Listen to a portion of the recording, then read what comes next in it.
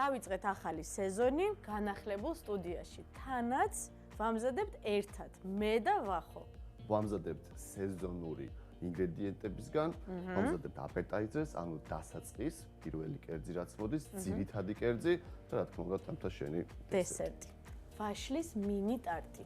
ხრაშუნა ცომით, კარამელიზირებული соусით და გემრიელი მომჟავო ვაშლით. გრილზე მობრაწული ნახევარცისყლიანი საქონლის ხორცი და ბევრი ყველი.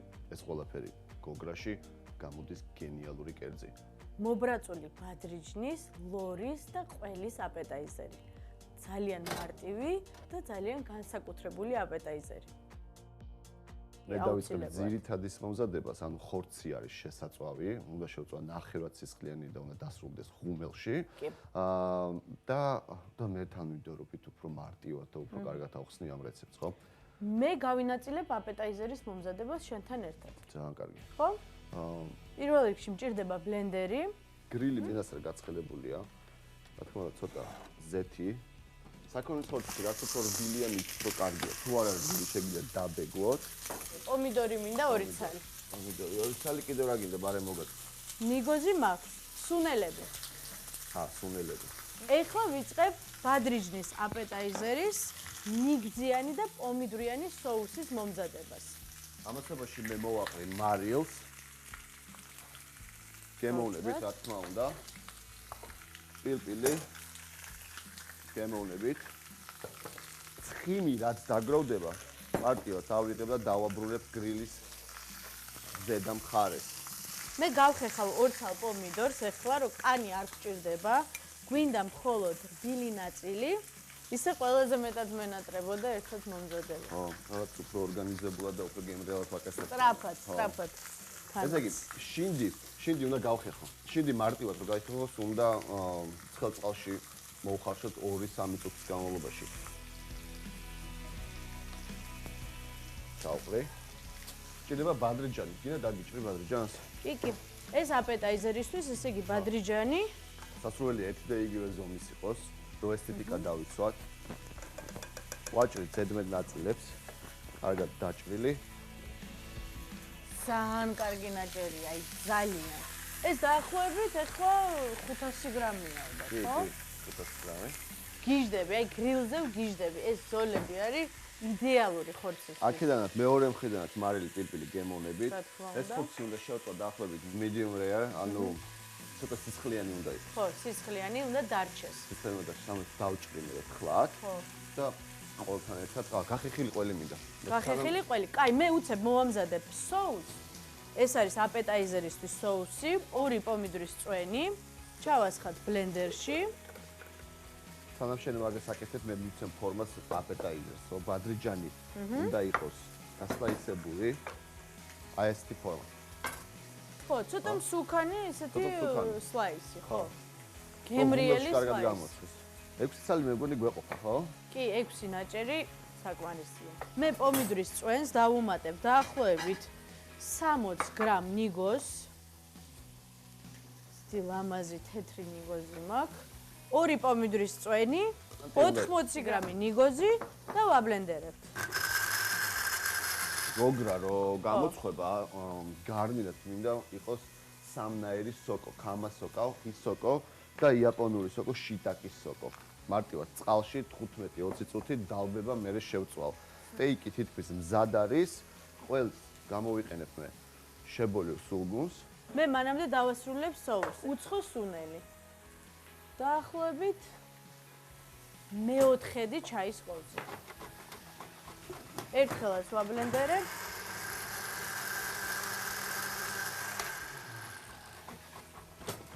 აპეტაიზერის соуსი მზად არის.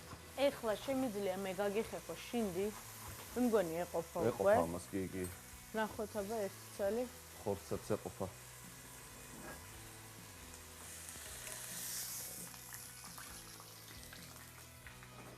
ჯამში გვაქვს 700 გრამი ყველი. აქედან 500 გრამს გამოვიყენებ ძირითადი კერძისთვის, 200 გრამს კიდევ აპეტაიზერისთვის, ხო? მე მანამდე დავიწყებ შინდის გახეხვას. ჯერ შევამოწმე რბილია თუ არა, საკმაოდ დარბილ და გადმოვიტან ცალკე ჯერ ჯამში, რომ ოდნავ გაგრილდეს, რადგან საკმაოდ ცხელია. დაახლოებით 200 გრამი შინდი მაქვს. ყველი გავხეხე. ისეთი რბილია შინდი, კურკას პირდაპირ ხელით ვიღებ. გოგრა. ძირითადი ინგრედიენტი, ძირითადი კერძის. დავიწყებ ამოჭრას. ესე იგი 200 გრამი შინდი გავასუფთავეთ კურკისგან. ამას უკვე ვახო შენ გადმოგაწოდებ და მე ნელა-ნელა დავიწყებ დესერტის მომზადებას. ყოვზით ამოვასუფთავებ ახლა ამას. ეხლა ვაგრძელებ აპეტაიზერის მომზადებას. соуსი გვაქვს. ბადრიჯანი დასლაისერებულია. უნდა გავაკეთოთ პანირება, ხო? გავტეხოთ კვერცხი, 2 ცალი. გავთქვიფოთ 2 ცალი კვერცხი. დავუმატოთ კვერცხშივე მარილი ცოტა.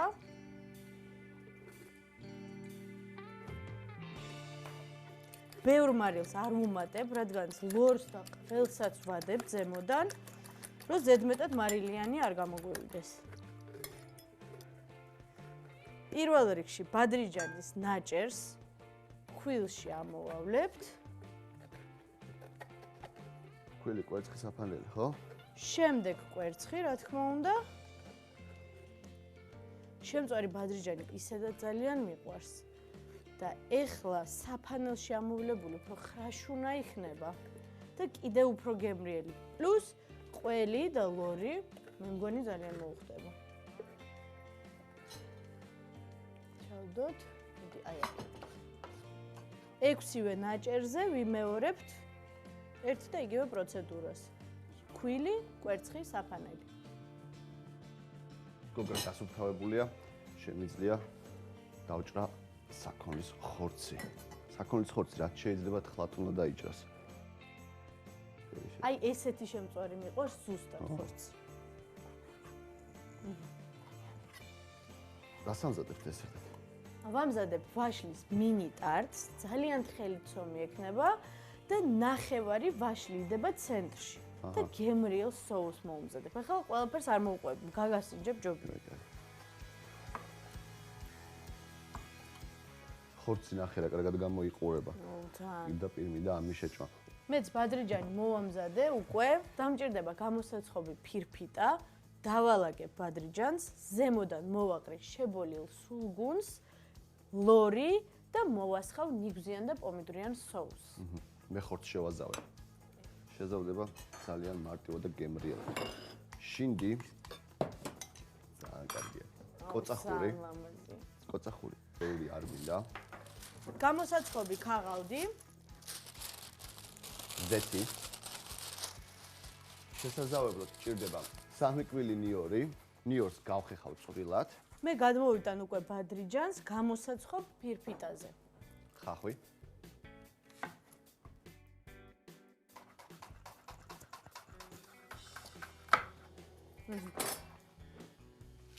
ჩავშლი ამ ხახვს. ყველი მჭირდება შებოლილი. კარგად გემურო გაუჯდეს, ხელით ამოურევ. და ეხლა ავაწყობ. მოვასხათ პანირებულ ბადრიჯანს ზემოდან პომიდრის და ნიგვზის соуსი. მხოლოდ უცხოსუნელი, მარილი, ნიგოზი და ცოცხალი პომიდორი. ყველი ძალიან მაგარი რაღაცა გამოვა. კარგად ჩავტენი. როგორი ფერი მიიღო? ლორის ფერი გახდა. და ძალიან არომატულია.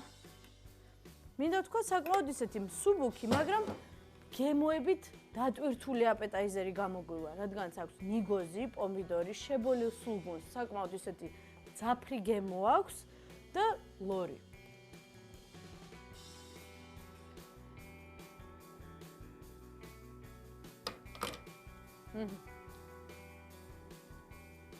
ავიღოთ ლორი, გამოდგება ნებისმიერი სახის ლორი. დავადოთ ზემოდან აი ესეთი გადაკეცილი. მაქვს დიდი ნაჭერი და ბოლოფენა იქნება ყველი. მეც უკვე მოვაკრე ყველს. რომ გემრიელად ჩაადნეს.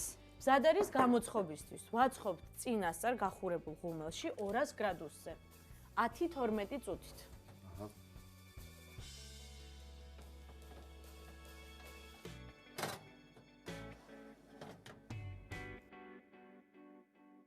ბადრიჯანი ლორით და შებოლილი ყველით. დაგჭირდება ბადრიჯანი 2 ცალი, შებოლილი სულგუნი 200 გრამი, ლორი 200 გრამი, ფქვილი 100 გრამი, საფანელი 100 გრამი, კვერცხი 2 ცალი. სოუსისთვის დაგჭირდება 2 ცალი პომიდორი, ნიგოზი 80 გრამი, უცხოსუნელი მეოთხედი ჩაის კოვზი, მარილი, რა თქმა უნდა, გემოვნებით. გოგრის გარნირისთვის მაქვს სამნაირი სოკო. იაპონური შიტაკი 2 ცალი საკმარისი იქნება, 2-3 ცალი. კამასოკო 3 ცალი. ეს ალბათ დაგჭირდება მარილი. კი. და ხისოკო. ხისოკოს უბრალოდ ჩავჭრი. ეს არის გარნირი, ხო? ეს იქნება გარნირი. სამნაირი სოკოს გარნირი მიყვება მთავარ კერძს, ანუ გოგრას. კარგი, მე უკვე მოვამზადებ დესერტისთვის ყველაფერს. პირველ რიგში დავიწყებ ცომის მომზადებით. ეს არის ხრაშუნა ფქვიერი ცომი, მარტივი რეცეპტი. დამჭირდება 250 გრამი ფქვილი. კამასოკოს უბრალოდ ფეხებს მოვაშორებ და თლიანად შევწო. უფრო ლამაზი რომ იყოს, გავფრცქვნი. 100 გრამი კარაქი, რომელიც აუცილებლად ოთახის ტემპერატურის უნდა იყოს. ხელითვე, აი ესე, ჯერ ფქვილი ზემოდან მოვაყაროთ და გადავზილოთ კარაქთან ერთად. კამასოკო რა ლამაზია. ხო. კანიც მოაცალე, ხო? ზემოდან და კარგი თეთრი დარჩება კამასოკო.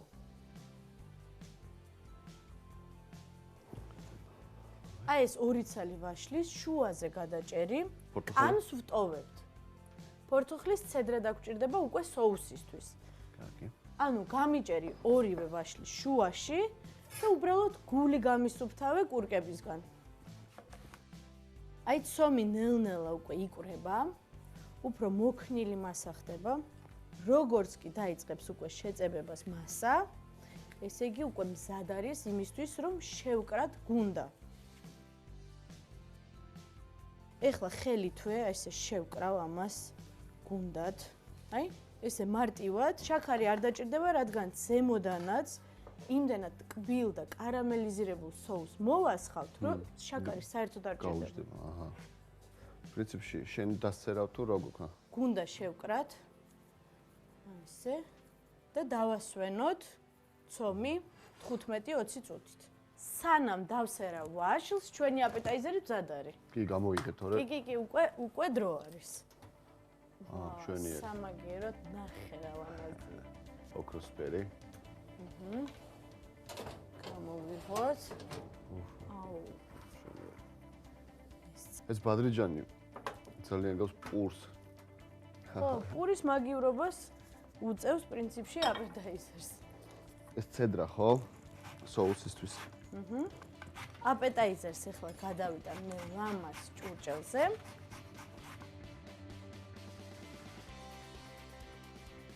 ამდენი ცედრა გეყოფა? კი, როგორ არა. ეს მინდა соусისთვის. соусისთვის. ცხელია. ესე იგი, დაახლოებით 15 წუთი დაჭირდა ამ აპეტაიზერის მომზადებას. ეს არის მარტივი, გემრიელი და ძალიან სწრაფად მოსამზადებელი აპეტაიზერი. პრინციპში როგორიც უნდა იყოს აპეტაიზერი. აპეტაიზერი მზად არის. შვენიერი, ძალიან ლამაზია. ცედრა.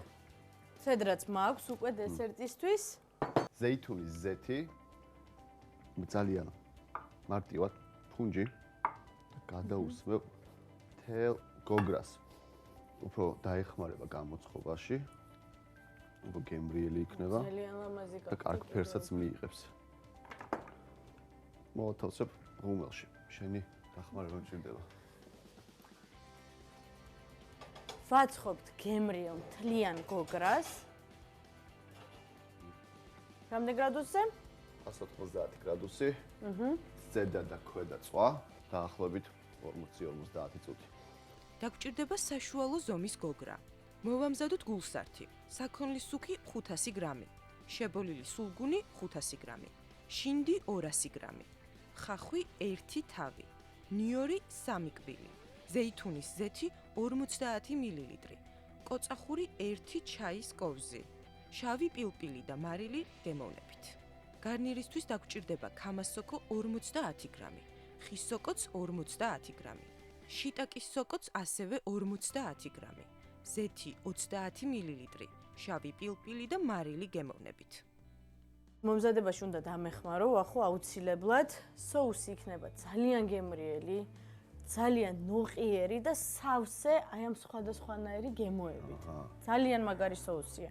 პირველ რიგში ანთე ცეცხლი და კარამელიზირება გაუკეთე. დაბალი ცეცხლი ალბათ, ხო? კი. მანამდე მე დავსერავ ვაშლს, ბოლომდე არ ვჭრი.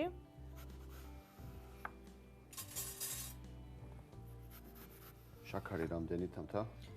შაქარი დაახლოებით 200 გრამი. 200 გრამი. არის დაახლოებით 8 სუფრის კოვზი. ამას რა გავუკეთო კიდევ? ფორთოხლის ცედრა. დაველოდო დადნობას თუ მე? შეგიძლია თავიდანვე დაუმატო, არ არის პრობლემა. პირიქით წვენს გაუშვებს თან ეს ფორთოხლის ცედრაც. ფორთოხლის ცედრა. გალღვება თუ არა შაქარი, დავუმატებთ ნიგოს, თხილს, შვრიის ფანტელი და ნუშის ორცხობილას. ნიგოზი დავჭრა მეტრულად. შეგიძლია დაამტრივ ან დაჭრა წრილად, კი ბატონო. კაი, მოდი მე დავჭრი მაშინ უცებ. კარგი. ამას დაბალ ცეცხლზე. დამჭირდება დაახლოებით 40 გრამი ნიგოზი. კიდევ უფრო ნაკლები თხილი, დაახლოებით 20-30 გრამი თხილი და შვრიის ფანტელს უკვე დავუმატებ ჩემი. კარამელს, რომელსაც აი აქ ვამზადებთ, უნდა დავუმატოთ კარაქი დაახლოებით 50 გრამი, რომ ისევ არ გამაგრდეს ეს მასა და დარჩეს რბილი და მოქნილი.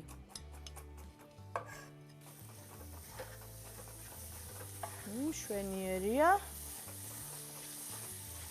დაახლოებით 30 გრამი თხილი გვჭირდება. ჩაყარე ახლა აქ. დავუმატებ. პირდაპირ, ხო? კი. დავუმატებ 1 სუფრის კოვს შვრიის ფანტელს. ვანილი. მოვურიე და ბოლოს ნახე. აქ მაგ რაღაცა არის რა? ხო, ოღონდ უფრო თხევადი გამოვარდგანს, კარაქიც აქვს დამატებული. და უფრო თხელი მასა იქნება. ეხლა აი ამ ნუშის ორცხობილას. ხო. აი ესე დავტეხავ.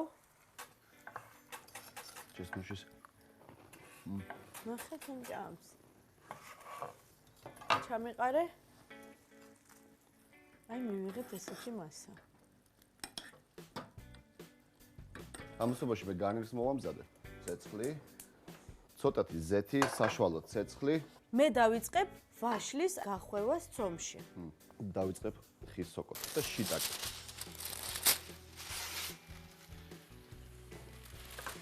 მე უკვე აქ ჩავაფერ გამოსაცხობ ქაღალდს. მაქვს ფირფიტა უკვე მზად. ცოტა მარილი. გემოვნებით. რა თქმა უნდა, შავი პილპილი. ცომი გავყოთ 4 თანაბარ ნაწილად.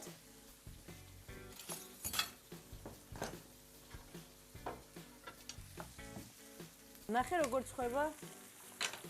უნდა თლიანად შემოვარტყა ეს ცომი. და ვაშლი გაიშლება, ხო? და ვაშლიც ცოტა გაიშლება ცხობისას. შემოსვლაში მარილს დავამატებ ცოტა. და იცო პილპილი. კარგად შეუყარი ძირი. და ახლა გადმოვიტან გამოსაცხობ ფირფიტაზე. შემწყვარ სოკოს გადმოვიტან დაფაზე.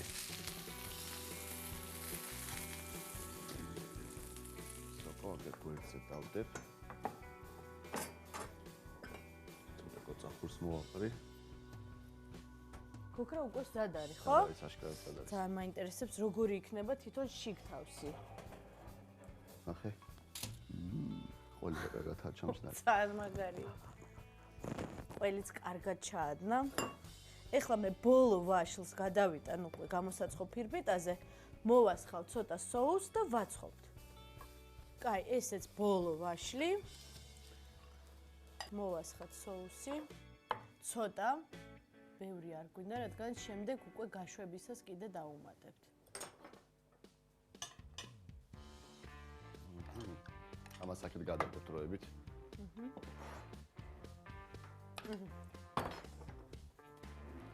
ვაცხობთ 200 გრადუსზე 10-15 წუთით.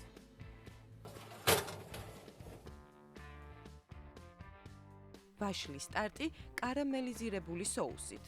დაგჭირდება ფქვილი 250 გრამი, კარაქი 100 გრამი, გულსართისთვის ვაშლი 2 ცალი, კარამელიზირებული соусისთვის შაქარი 200 გრამი, კარაქი 100 გრამი, ნიგოზი 40 გრამი, თხილი 30 გრამი, შვრიის ფანტელი 1 სუფრის კოვზი, ფორთოხლის ცედრა 1 ჩაის კოვზი, ნუშის ორცხობილა 30 გრამი, ვანილი 2 გრამი.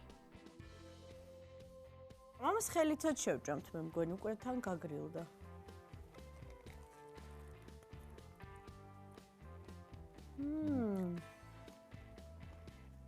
ნიგოზი როგორ მოხდა? აუ, ძალიან მოუხდა ნიგოზი. ლორიც კარგად მოიბრაცა და ყველი შებოლილი სულგუნი ძალიან უხდება.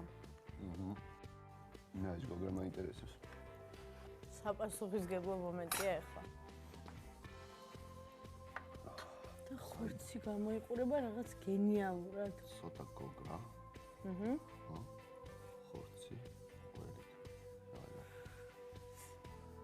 მგონი აი ქვემოთაც ბევრი ყველი აქვს. ქვემოთ ჩავიდა, ხო? ნახე, როგორი წელება თვითონ ყველი. ხორცი არის უნაზესი. თლიანად გაიჟღინთა ხორცი, გოგრის, ყველის, კოწახურის, შინდის არომატებით. ძალიან გემრიელია. იმედი მაქვს, ესეთივე გემრიელი იქნება დესერტი. არა, დარწმუნებული ვარ. პრინციპში. არა, ისიქეთ соуსი გაუკეთე შენ როგორ. კი, კარამელი ძალიან უხდება ვაშლს. გამოვიხოთ, უკვე მზად არის. ცხელია. ძილად. ძალიან ცხელია. კარამელიც დაიბრაცა. ნახე როგორია. კარამელი ირგვლივაც დაიბრაცა, თვითონ ცომიც თითქოს კარამელიზირება განიცადა. ცომიც კარგადაა გამომცხვარი. ცოტა კიდე.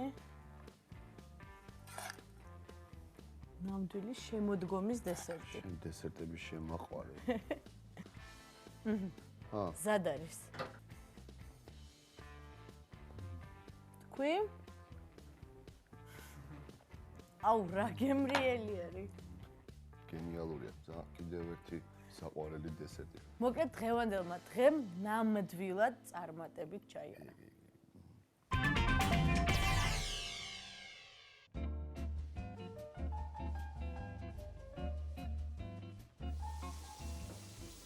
კერძების მომზადება დაიწყე 8 წლიდან. ბავშვობაში მაინტერესებდა ყველაფერი. მქონდა ერთი პატარა წიგნი. ერქვა იმ წიგს რა მომზადოთ, როცა დედა არ არის სახლში. და მინდოდა ესე რომ გამეხარებინა, და ჩემი და ჩემი პატარა და მაშინ რაღაცებს ვაკეთებდი. ჩემი პირველი კერძი იყო დესერტი უფრო იყო ბისკვიტი. გამოაცხე ბისკვიტი და კრემით და რაღაცებით გავაკეთე, ვითომ რაღაცა გამომივიდა, არ ვიცი და მე მაქედან დაიწყო ყველაფერი. ოჯახის წევრებისთვის დაბადების დღეების სუფრებს ვაკეთებდი მე. პირველი ჩემი გამოცდილება, ანუ ფეხი შევადგი სამზარეულოში 2003 წელს. გამოვიჩინე თავი, ეგრევე გავხდი წამყვანი მზარეული და 2 წლის განმავლობაში გავხდი შევზარეული. მზარეულებს, ახალდაწყებულებს არასდროს არ შეეშინდეთ სტრესული მდგომარეობის ურჩევ ყველას, არასდროს არ დაიბნეთ, ეძიეთ ყოველთვის ახალი. პლუს კიდე ბევრის მიზანი არის, რომ გახსნას თავისი რესტორანი, თავისი პაბი, რაღაცა თავის შეძებეთ. მე არ ვფიქრობ, რომ ეს არის მთავარი მზარეულის პროფესიაში, ვთქვათ. შეიძლება იყოს ვიღაცაზე მუშაობდი, ანუ არ იყოს შენი თავის უფროსი, მაგრამ ბევრს მიაღწიო ცხოვრებაში. იგივე ძალიან ცნობილი გახდე, ძალიან ცნობადი გახდე ისეთი კერძი მოამზადო, რომელიც ჩაიწერება მსოფლიო კულინარიის ისტორიაში, ვთქვათ და მაგას უფრო მეტი მოაქვს, ვიდრე საკუთარ რესტორანს.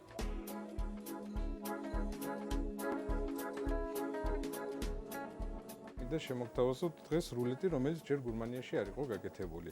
ვიწყებთ ხახვის დაჭრას. დაგჭირდება ნახევარი თავი. ხახვი ძალიან უხდება ბევრ კერძს. არ ბილებს საჭმელს, აძლევს ტკბილ გემოს. ეს დაჭრილი ხახვი უნდა მოვშუშოთ. ყოველთვის ვეძებ ახალ გემოს. ყოველთვის მინდა რაღაც ანკეტზე ან გადავაკეთო, უფრო ვეძებ, რომ ჩემი შეუქმნა, იმიტომ რომ გადაკეთებული მაინც ვფიქრობ, რომ ეს უკვე ვიღაცის იდეა არის. ყოველთვის ვაფასებ უფრო იმ ადამიანს, რომელიც თავიდან ნოლიდან შექმნის კერძს და ის კერძი დაფასდება. დავამატოთ ამას ცოცხალი როზმარინი. ვფიქრობ, რომ ქართული სამზარეულოს დახვეწვა შეიძლება იმ დონემდე, რომ მივცეთ ევროპული სახე. ჩვენ კერძი არის ძალიან გემრიელი, ძალიან ლამაზი, მაგრამ ვფიქრობ ზოგ-ზოგიერთ ზოგ კერძებს სჭირდება დამუშავება. ელემენტარულად რო ავიღოთ საცივი, ხო? როდესაც ადამიანი მიირთმევს ამ საკვებს და შიგნით არის ძვალი, ცოტა უხერხული საჭმელი არის. ვფიქრობ, რომ შეიძლება მაგის რაღაცნაირად გადაკეთება, რომ ან ძვალი ამოიღოს ან რაღაც, რომ უფრო ლამაზი სახე მიეცეს და უფრო ადვილად რომ მიირთვას ადამიანმა. თუ ვიბრძვით იმისთვის, რომ შევიდეთ ევროპაში, ვფიქრობ, რომ სამზარეულო ძალიან დიდ როლს ითამაშებს მაგაში.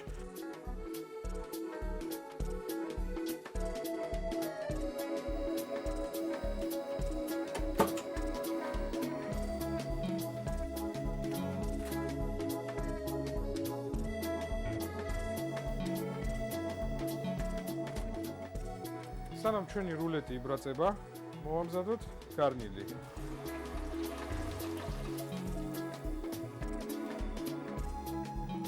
მომზადებული კერძი ადამიანს ესთეტიურ სიამოვნებასაც უნდა ანიჭებდეს. ეგ არის მთავარი, მე ვფიქრობ, ზარეულის პროფესიაში.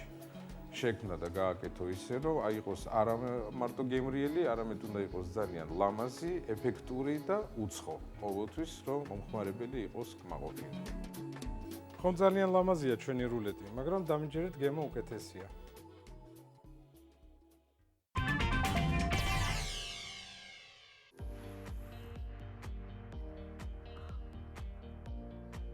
ნახე რა არის, ნახე. გოგრაც ჩანს აქ. ძალიან გემრიელია.